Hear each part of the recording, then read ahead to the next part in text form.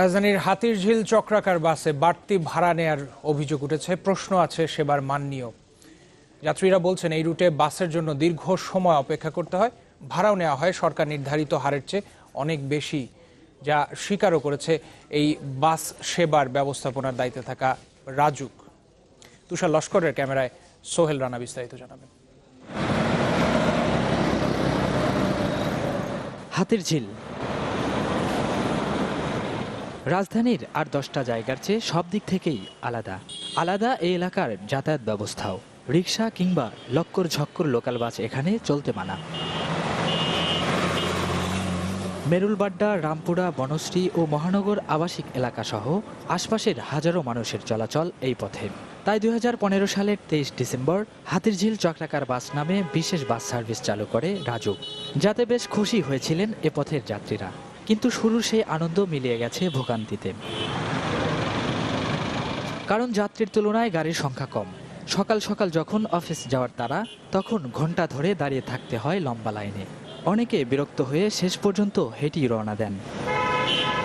প্রায় 1.5 ঘন্টা পর্যন্ত দাঁড়াই আছি। আসলে অফিসের শিডিউল রাখা খুব কঠিন হয়ে যায়। যখন থেকে আমরা থেকে এফডিসি মোড় থেকে আসি, তখন সবচেয়ে বেশি ভোগান্তি হয়। দেখা গেছে 1 ঘন্টা থাকার থেকে 2 ঘন্টা দাঁড়ায়, কিন্তু অনেক সময় বাস আসে না। বাস সার্ভিস পরিচালনাকারী প্রতিষ্ঠান এইচআর ট্রান্সপোর্ট বলছে, রামপুরা থেকে শুটিং ক্লাব রুটে চলে 3টি বাস, আর চক্রাকার সার্ভিসের জন্য আছে 5টি। কিন্তু সকাল 11টার পর থেকে 2:30টা পর্যন্ত বন্ধ রাখা হয় 4টি গাড়ি। ভোগান্তির এখানেই শেষ নয়। পুরো হাতিরঝিলে চক্রাকারে 8 কিলোমিটার রাস্তায় স্টপেজ 6টি, সর্বনিম্ন ভাড়া 10, আর পুরো রাস্তার সর্বোচ্চ ভাড়া 30 টাকা। অথচ বিআরটি এর নিয়ম মাফিক কিলোমিটার প্রতি 1 টাকা 60 পয়সা হিসেবে সর্বোচ্চ ভাড়া হবার কথা 12 টাকা 80 পয়সা। সংক্ষিপ্ত একটা পথ, এর জন্য 5 টাকার ভাড়াটা এখানে 10 টাকা, আমাকে 15 টাকা নিয়ে নিচ্ছে।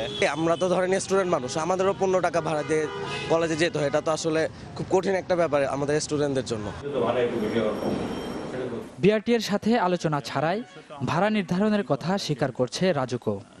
তো ভবিষ্যতে হয়তো আরও আমাদের বাসের সংখ্যা বাড়বে, যাত্রী সংখ্যা বাড়ার কারণে। বিআরটির সাথে এই বিষয়ে আলোচনা না, এটা হলো যে রাজুকের একটা কমিটি আছে, এটা এই হাতিরঝিল প্রকল্পে, সেই কমিটির মাধ্যমে এই ভাড়া বিষয়টা আলোচনার মাধ্যমে এই সিদ্ধান্তটা নেওয়া হয়। আচ্ছা, রাজুককে কিন্তু আমরা চিঠি দিয়েছি, রাজুক বরাবর চিঠি দিয়েছি যে মেট্রো এলাকায় চলাচলের জন্য রুট পারমিট অনুমোদন করে নিতে হবে এবং ভাড়ার ছাড়টা আপনাদেরকে নিতে হবে।